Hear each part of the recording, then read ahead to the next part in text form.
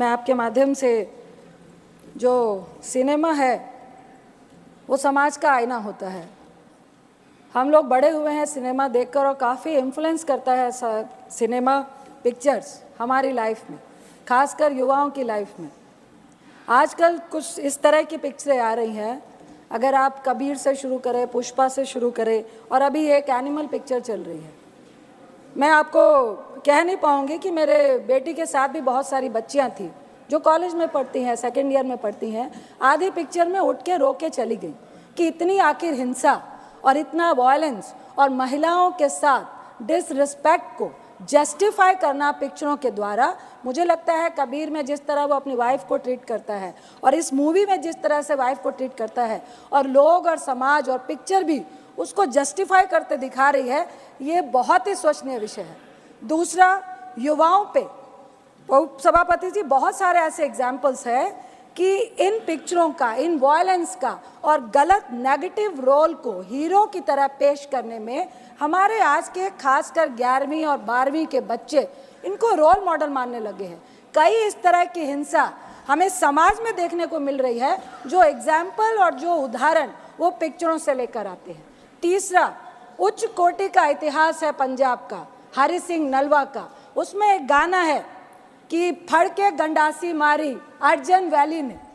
ये इतिहास को एक गैंगवार में, दो परिवारों की नफरत की लड़ाई में, जिसका बेटा अपने बाप के प्यार के लिए मरता हुआ, या बिल्कुल उसके लिए वो भी जस्टिफाई नहीं कर पाई है ये पिक्चर, और उसमें वो सरेआम हॉस्टल में, कॉलेज में, बिल्डिंग्स में बड़े बड़े हथियार लेकर मारता है, और कोई कानून, कोई लॉ एंड ऑर्डर, उसको कोई सजा नहीं जाता है। ये भी हम पिक्चर में जस्टिफाई कर रहे हैं।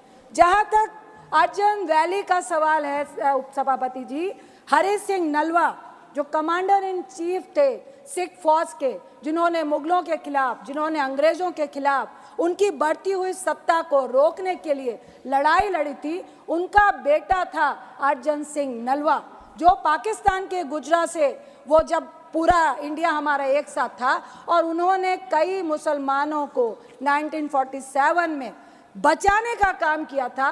इस उच्च कोटि के इतिहास को आप एक गैंगवार में, आप उस गाने को बैकग्राउंड में दिखा के, जो हमारी धार्मिक आस्था को भी बहुत ज़्यादा दर्द महसूस करवाता है।